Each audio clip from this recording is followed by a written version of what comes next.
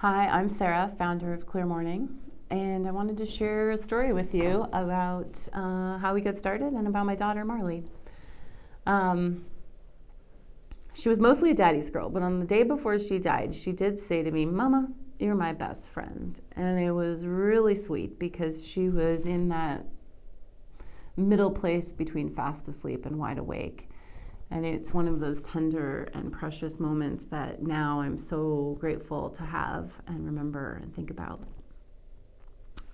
The next day, my family was buzzing around and we were going to a folk festival nearby. So we were trying to get there by 9 a.m. And Marley knew there was going to be dancing, so she picked out an outfit that had been staring at her for a long time from her closet, and today it finally fit. And this outfit was nothing more than a bunch of pink, purple, and ruffles. She paired it with a pair of patent leather Dansko clogs and said, "I'm ready to go." Sadly, I said, "Marley, those are not good dancing shoes." And so she happily switched to flip-flops and sauntered off to show her dad just how perfect her outfit was. That morning, my family and I made unusual and unexpected stops, finally landing at a bakery where we grabbed some coffee and snacks. And I hugged and held Marley as I loaded her in the car and buckled her in her car seat, unknowing that that was the last time I would hold her. 10 minutes later, my car was hit at 54 miles an hour by a drunk driver. We were actually on a Bluetooth speaker with my husband when it happened, so he wasn't in the car, but he was most definitely there with us. My son and I climbed out of the car crash and into a world of trauma, despair, tragedy, and the deepest grief ever known. We spent the next few days surrounded by a lot of people who came from all corners of America to support us and love on us and acknowledge and honor Marley's life. But once everybody was gone and we had returned to our home, which took weeks to be able to do, the tension and the grief was so consuming that I was sick sometimes 10 times a day. So we left town. We were invited by our family to go visit them on Kauai, and we said yes. So we landed and into the arms of people who care about us and support us and love us. We got there on a Wednesday, and on Friday, my mom called to tell me that my dad had been sick all night, and I knew immediately in my soul that it was his heart. And I asked them to go to the hospital and get care, and my dad was resistant, and so they didn't go for a few hours. And when they did get there, they discovered that he had suffered a stress-induced heart attack.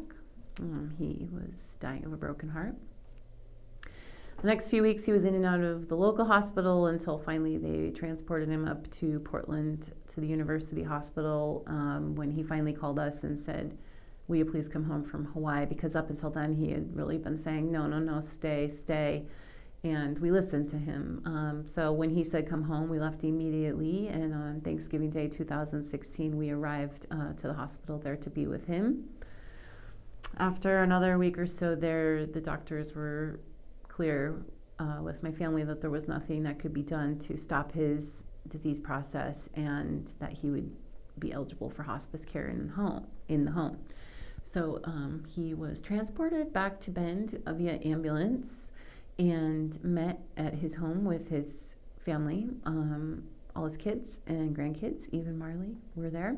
And I know this because I asked him persistently and repeatedly in his final days whether or not Marley was there.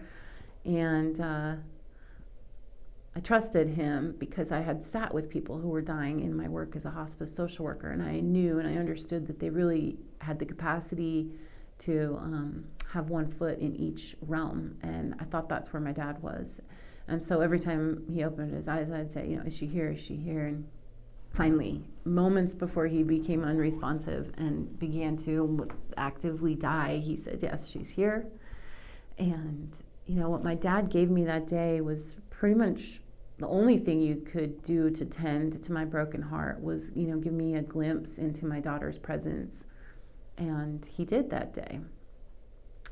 He also left me a voicemail for me to listen to after he died that said that he was always going to be with her, that she would never be alone, and he would make sure that I knew that. I know that, and it brings me comfort. Separate from my deep grief and longing to be with my dad, I know that he's with my daughter, and I'm grateful for him doing that and being with her and sharing that with me, and knowing that he needed to make sure I knew he was going to do that. Anyway, the following weeks are not really part of my memory. I don't remember much. I don't really know how I cared for myself or cared for my family. But one day I was trying to get to my son's classroom to volunteer, and I was trying to get dressed, which seemed impossible because simple coordination was difficult. Showering, feeding myself, getting dressed, these were just like some of the biggest challenges I felt like I had ever faced. And so when I went to get dressed, I realized that day that there wasn't enough black in my wardrobe to express the depths of my sorrow. And I called a friend, her husband is an artist, and I said, do you think he could draw me a cold, dead black heart so without having to say anything, I can show the world what has happened to me and let them know that I'm dying over here? And she, having suffered her own profound loss and also having experienced life as a hospice professional, said, I think you're onto something here, Sarah. I think that this could really help people express their grief.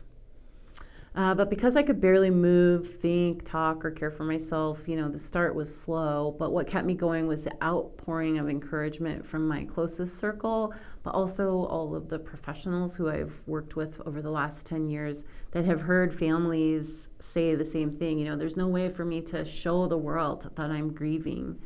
So that encouragement kept me going slowly, but still going. And, put one foot in front of the other and develop the start of our nonprofit, Clear Mourning. The hope is that self-expression of grief will offer opportunities for integration of grief into the lives of somebody who's mourning. Our culture really, really wants us to move on after about 2 weeks, maybe a little longer, and then everybody's sort of ready for you to be, done being sad now.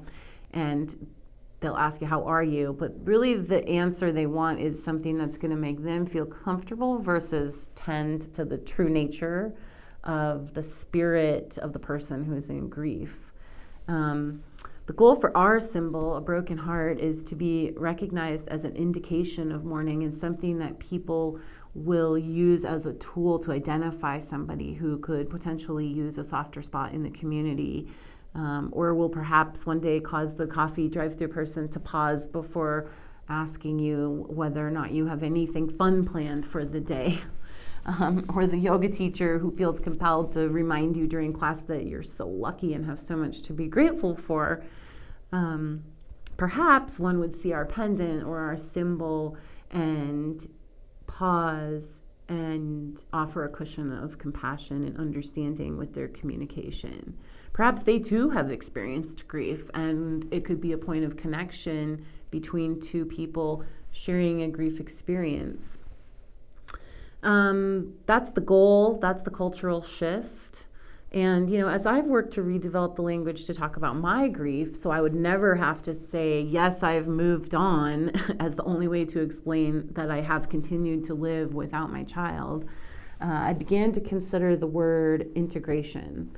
I'm okay saying that I'm amidst integrating my grief into my life and every cell of my life. And, how did I get to this place of integration? It's by the loving support, compassionate listening, and the ability of those closest to me to sit with my pain and allow me to grieve at my own pace and in my own way. Other tools that I've used, for example, are this imagery, this vision that I have in my deepest moments of anxiety, where I picture myself at a river's edge and a group of women tend to my every need, and they're not speaking and I'm not speaking, and they know what needs to be done because their internal instinct is in control. At Clear Mourning, we strive to replicate this experience, And we acknowledge that people who, having suffered a traumatic loss or tremendous loss, maybe don't know what they need. And so we're here to guide them. We're launching 4 pilot programs soon. It would be wonderful if you liked us or shared our page or visited us on our website, or even just really took the time to think about what I've shared here today. And stay in touch for more information. And if you want more about our story, you can write story in the comments and you'll hear from us. Thank you for watching.